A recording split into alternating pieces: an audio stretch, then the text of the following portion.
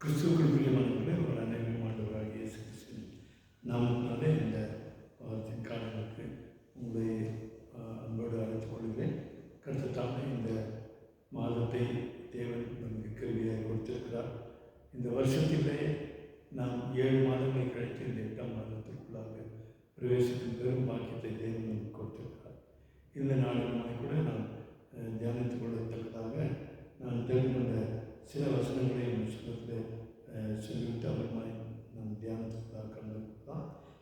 இந்த கிறிஸ்துவ பண்டிகைக்கு பின்னர் 9ஆம் ஞாயிறாகிய இந்த நாளுக்கென்று குறித்திருக்கிற வேத பாடல்கள் சங்கீதம் 49, பிரசங்கி 6:1-9, 1 கொரிந்தியர் நிருப பாடமாக 1 கொரிந்தியர் 10ஆம் அதிகாரம் 1-13, லூக்கா என்பவரின் நற்செய்தியின் சுவிசேஷ பாடமாக 16ஆம் அதிகாரம் வசனங்கள் 1-9 வரை. இந்த வாக்கியங்களால் இருக்கிற வசனங்களை நாம் தியானித்துக் கொள்வோம். கர்த்தர் தாமே நம்மை வழிநடத்தும்படியாக கண்களை மூடி ஆண்டவரை நோக்கி ஜெபிப்போம். பரிசுத்தமுள்ள நல்ல ஆண்டவரே, இந்த அருமையான நாளுக்காகவும் நேரத்துக்காக நம்மளுக்கு நன்றி செலுத்துகிறோம், உண்மை ஸ்தோத்திரிக்கிறோம். கர்த்தர் மீட்பருமாகிய தேவன் இந்த வருஷத்தின் 7 மாதங்கள் கழித்து 8ஆம் மாதத்துக்குள்ளாக பிரவேசிக்கும் பெரும் வாக்கியத்தை கர்த்தர் நீர் தந்திருக்கிறீர். இந்த நாளிலுமா 1ஆம் வாரத்தில் நாங்கள் கடந்து வந்திருக்கிறோம்.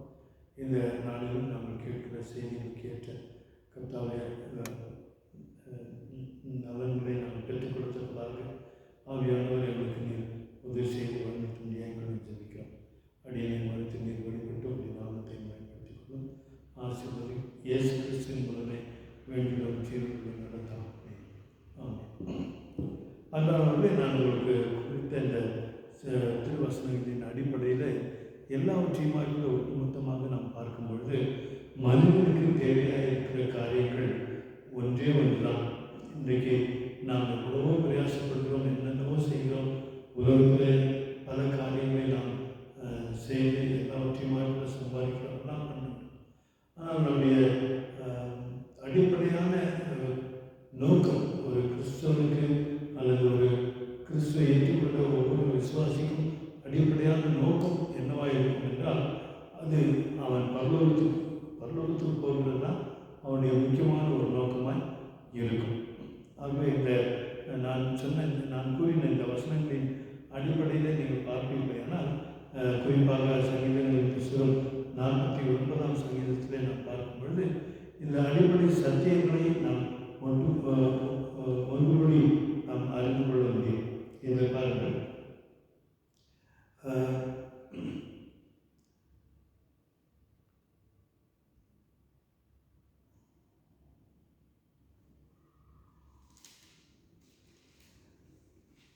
சங்கீதம் 49 2ஆம் வசனம் பாருங்கள். பூமியின் கொடிகளை சிறியோரும் பெரியோரும் ஐஸ்வர்யவான்களும் எளியோரும் ஆகிய நீங்கள் எல்லாரும் ஏகமாய் செவி கொடுங்கள் என்று சொல்லி எல்லாரையும் செவி கொடுக்க அழைக்கிறார்.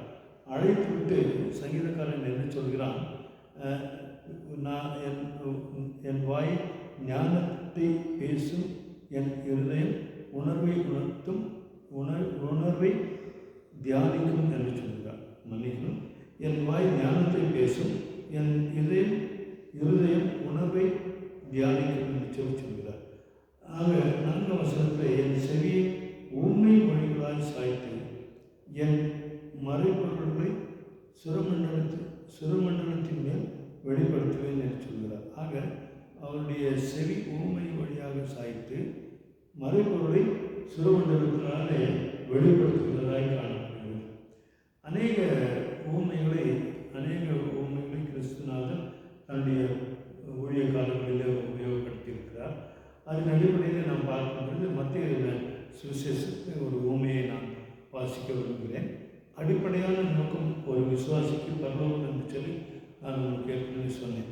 அதன் அடிப்படையில் பார்க்கும்பொழுது மத்திய சுவிசேஷம் 13ஆம் அதிகாரம் 44ஆம் வசனத்திலிருந்து 46ஆம் வசனம் வரைக்குமாய் கூட இருக்கிற வசனங்களை நாம் வாசித்து அதை தியானித்துக் கொள்வோம். மத்தேயு 13 43 44 4 முதல் 46 வரை.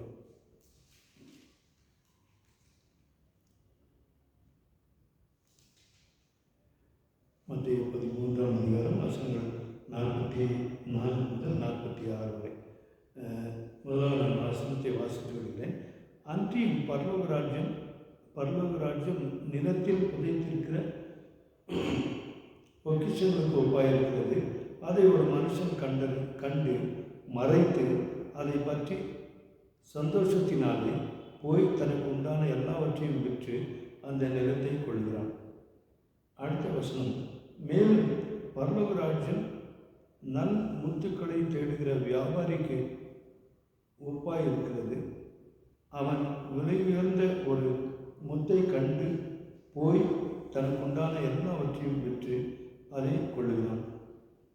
இந்த உண்மையின் கருத்தை இயேசு கிறிஸ்து எதன் அடிப்படையில் சொல்லியிருக்கிறார் என்றால், பரலோக ராஜ்யத்தை குறித்த ஒரு உண்மை என்று சொல்லி நாம் பார்க்கலாம். ஏனென்றால் 44ஆம் வசனம் அப்படித்தான் ஆரம்பிக்கிறது, பரலோக ராஜ்யம் என்று ஆரம்பிக்கிறது. ஆக இது எப்படி சாத்தியமாகிறது?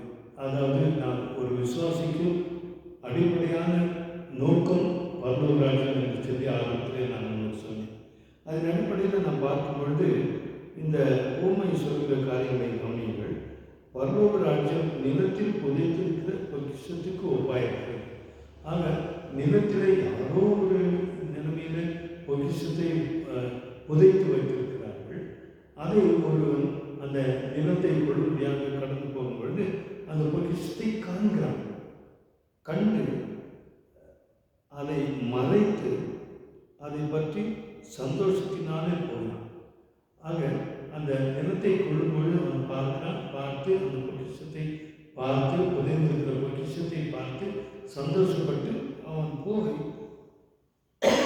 அவனுக்கு உண்டான எல்லாவற்றையும் விட்டான்.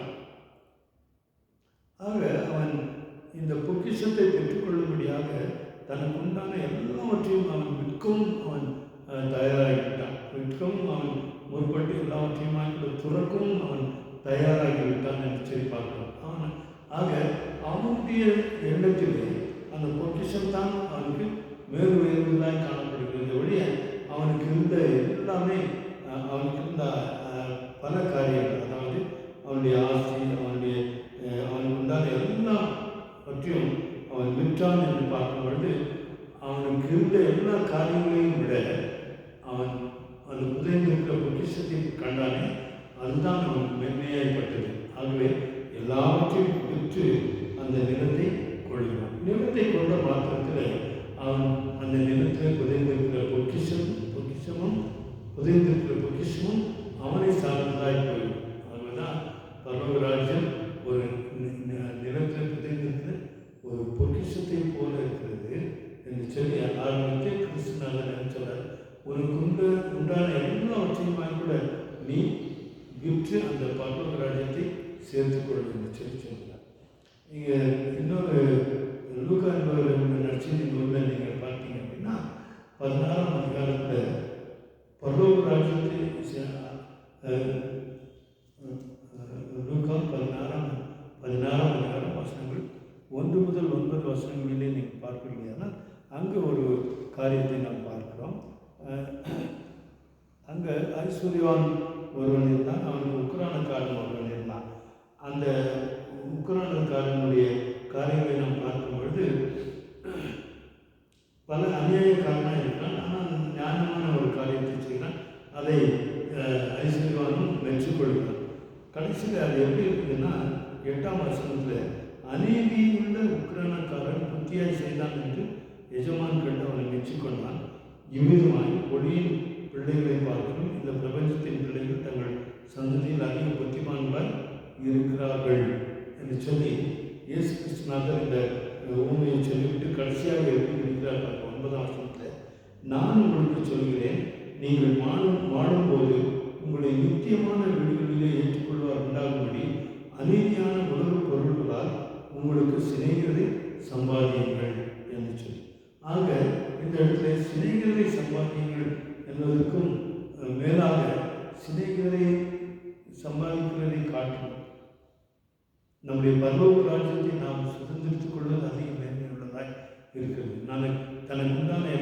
எல்லாவற்றையுமாய் கூட நாம் விட்டு அநீதியான பொருட்களை நாம் வைத்துக் கொள்வதை காட்டிலும் அவைகளை விற்று அவர்களை தியானம் பண்ணி அவர்களை எல்லாவற்றையுமாய் தொடர்ந்து அந்த நிலத்தில் புதைந்திருக்கிற பொக்கிஷமாகிய அந்த காரியத்தை நாம் பெற்றுக்கொள்கிறது அவசியமாய் காணப்படுகிறது சொல்லி மத்திய சிஸ்டம் வாசிக்கிறோம். மீண்டுமாய் பார்க்கும் பொழுது அடுத்ததாக என்ன ஊமையை அவர் தொடர்ந்து சொல்கிறார் என்றால், சகல முத்து பரலோக ராஜ்யம் நல்ல முத்துக்களை தேடுகிற வியாபாரிக்கு ஒப்பாயிருக்கிறது. அவன் விலையுயர்ந்த ஒரு முத்தை போய் கண்டு போய் தனக்குண்டான எல்லாவற்றையும் விற்று அதை கொள்ளுகிறான் என்று சொல்லி பார்ப்போம். 2 விதத்தில் இங்கு 44ஆம் வசனத்திலேயும் அந்த விற்று என்ற வார்த்தை வருகிறது, 46ஆம் வசனத்திலேயும் விற்று என்ற வார்த்தை வருகிறது. ஒரு பொருளை விற்போம் என்றால் பிறகு அதற்கு மேலே நமக்கு எந்த விதமான அதிகாரமும் கிடையாது. ஆகவே தனக்குண்டான எல்லாவற்றையுமாய் விற்றுவிட்டான் என்றால் மீண்டும் அதற்காக அதன் மீது ஒரு அதிகாரம் இல்லாதபடிக்கு ஏதோ ஒரு காரியத்துக்காக ஏதோ ஒரு நன்மைக்காக அவன் விற்கிறான் என்று சொல்லிக்கொள்வோம். அதன் அடிப்படையில் அவனுக்கு தேவையானது புதைந்திருக்கிற பொக்கிஷம் முதல் மனிதனுக்கு, 2வது மனிதனுக்கு அவனுக்கு தேவையானது ஒரு நல்ல முத்து. அந்த முத்து இது 2த்தையும் பார்க்கும்பொழுது எனக்கு புதைந்திருக்கிற பொக்கிஷமும் அவன் கண்டெடுத்த அந்த நல்ல முத்தையும் பரலோக ராஜ்யத்துக்கு ஒப்பிட்டு பார்ப்போம். ஏன்னா அந்த பரலோக ராஜ்யத்தின் பாக்கியத்தை பெற்றுக்கொள்ளத்தக்கதான எல்லாவற்றையும் துறக்க ஆயத்தமாக இருக்கிற மனிதர்களை பார்க்கிறோம். அருமையானவர்களே, உலகத்தில் அநீதியான பொருட்களை நாம் சேர்க்கிறோம். அநீதியான நீதியின் காரியங்களிலும் கூட அடிப்படையிலும் கூட பல காரியங்களை நாம் சேர்த்து வைக்கிறோம். ஆனால் இந்த சேர்த்து வைக்கிற காரியங்கள் எல்லாம் யார் அனுபவிக்கிறார்கள்? ஏதோ சில காலம் நாம் அனுபவிப்போம், பிறகு நம்ம சந்ததியார் அனுபவிக்கிறோம். இதை காட்டிலும் பெரிய காரியங்கள் ஒன்றுமே நடைபெறாதபடிக்கு நாம் வைத்திருக்கிற அந்த அனுபவத்தில் ஆண்டவருக்கு ஏற்ற பிரகாரமாக ஆண்டவருக்கு ஏற்ற ஒரு வாழ்க்கை வாழ்ந்து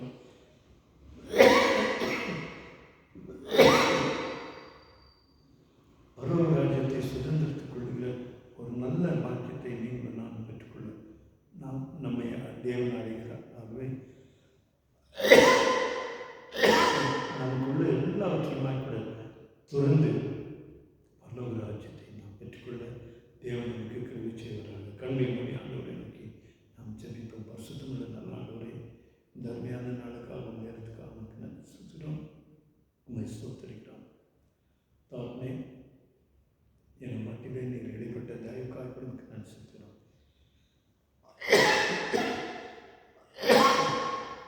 எங்களுக்கு உயிரோடு எல்லாவற்றையுமாய் கூட தொடர்ந்தாலும் பரலோக பாக்கியத்தை நாங்கள் பெற்றுக்கொள்ளத்தக்கதாக அவைகளுக்கு எங்களுக்கு நன்மையாக முடியும் என்று சொல்லி நாங்கள் பார்க்கிறோம். ஆகவே பரலோகமாகிய அந்த பொக்கிஷத்தை நாங்கள் பெற்றுக்கொள்ள வேண்டிய கட்டத்தில் இந்த உலக காரியங்கள் எல்லாவற்றையுமாய் உலக பொக்கிஷங்கள் எல்லாவற்றையுமாய் கூட துறந்தாலும் கூட பரவாயில்லை என்று சொல்லி நாங்கள் என்னுடைய அனுபவ வாழ்க்கையில் அதை துறந்து உங்களுடைய பரலோக ராஜ்யத்தை நான் பெற்றுக்கொள்ள எனக்கு நீர் கிருபை தந்து ஆசீர்வதிக்க முடியாது கொண்டு ஜெபிக்கிறோம். தெய்வீக பிரசன்னத்துக்குள்ளாக எங்களை அர்ப்பணித்துக் கொள்கிறோம். தொடர்ந்து காத்துக்கொள்ளும் ஆசீர்வதி வாழ்க்கணும். இயேசுவின் மூலம் வேண்டுகிறோம் ஜீவனுள்ள நல்ல தகப்பனே, ஆமென். என் ஆத்துமாவே கர்த்தரை ஸ்தோத்திரி, என் முழுவதும் நாமத்தை ஸ்தோத்திரி. என் ஆத்துமாவே கர்த்தரை ஸ்தோத்திரி, அவர் செய்த சர்வ உபகாரங்களையும் மறவாதே. ஆமென். நம்முடைய கர்த்தராகிய இயேசு கிறிஸ்துவின் கிருபை, பிதாவாகிய தேவனுடைய பரிசுத்த ஆவியானவரின் ஆசீர்வாதம் நம் அனைவரோடும் கூட என்றும் சதா காலம் இருப்பதாக. ஆமென். அருமையானவர்களே, பரலோகத்துக்கு அடுத்த 2 உண்மைகளை நாம் பார்த்தோம். அந்த 2 உண்மைகளின் அடிப்படையில் பரலோக பாக்கியத்தை பெற்றுக்கொள்ளத்தக்கதாக நாம் எல்லாவற்றையும் கூட துறந்து விடுகிற அனுபவத்தில் நாம்